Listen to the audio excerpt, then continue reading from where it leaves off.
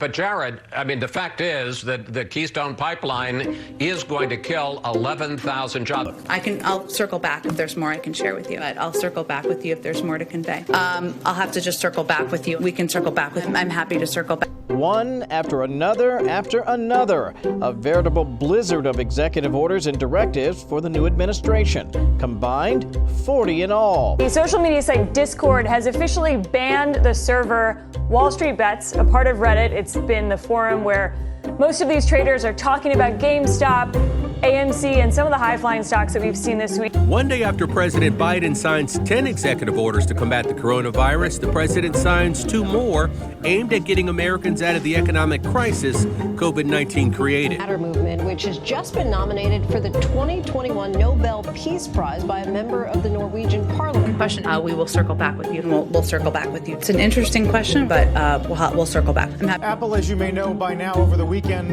pulling the plug on Parler, saying the social networking platform violated policies of the App Store. Please raise your right hand and repeat after me. I, Joseph Robinette Biden Jr., do solemnly swear. I, Joseph Robinette Biden Jr., do solemnly swear.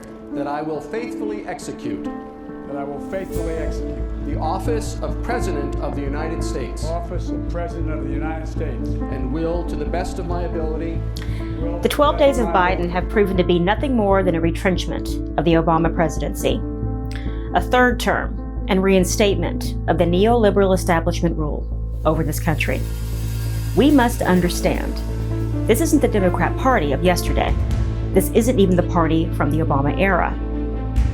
There is a sense of urgency and calculated movements to make this new shift in power permanent.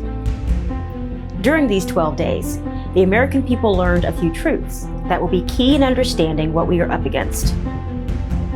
While the nation witnessed everyday people try to take on Wall Street, we confirmed that the elites have indeed rigged our financial system and won't tolerate ordinary people successfully beating them in their own casino. We learned that the voting system could be rigged, and the elite's desired outcome was merely a foregone conclusion. This is the very crux of the war against Donald Trump, a man that interrupted the game. We learned that a Democrat could rule with a pen and phone with impunity, and like Thanos, snap away thousands of jobs with no recourse or pushback from establishment press or politicians. We learned that when Trump does executive orders, he is acting as a dictator. When Biden does more executive orders in his first week than any president before him, he's just ushering in a new progressive era. If Biden's policies result in you losing your job, it's perfectly okay. You can simply learn to code. Or as John Kerry said, just go and build solar panels. We learned that if you burn down cities, you can get a Nobel Peace Prize. But if you even worked for Trump, you need to be blacklisted. We learned unity means conformity, pushback means you're an insurrectionist, and believers of conservative ideals need to be re-educated. Social media turned up the heat on censorship. They told us to build our own spaces if we didn't like it. So we did. And after that, they banned those spaces as well. There will be no safe harbor for what we know as the Trump movement. Even after 4 years of manipulation, they found even more ways to weaponize the media. All effective forms of communication, banking, and necessary infrastructure will now be used to snuff out anything considered wrong-think. It's not enough to beat your political opponents on the battlefield of ideas. You must destroy them personally and erase them digitally. Where's Jeff Durham? Well, he slow-walked his investigation to the point of it becoming completely irrelevant. The only conviction stemming from the Durham probe, a lawyer who purposely altered documents to change material evidence, is receiving a slap on the wrist, also known as probation.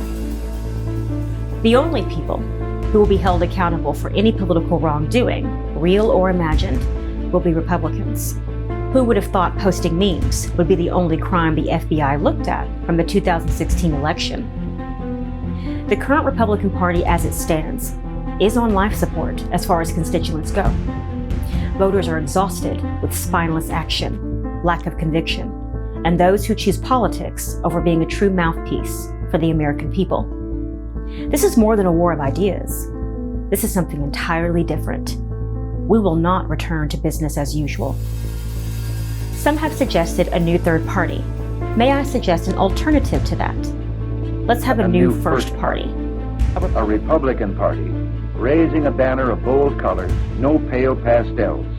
A banner instantly recognizable as standing for certain values which will not be compromised. Reagan said it best. If I could make a request to leaders in the party, I would say no more empowering the NSA or FBI, who use this support to trample our liberties. No more backing corporations who use the spoils of that support to promote open borders and silencing your constituents. As the summer soldiers of the Trump era fade away, and others realize there won't be a cavalry or deep state actors coming to save them, let us take solace in the fact that we are acting on the side of good. Let us take solace in the fact that we live in a time when so many more are awake to what is actually happening. Let us praise God for the fact that so many stand with us, ready to push back and say we will not surrender this country.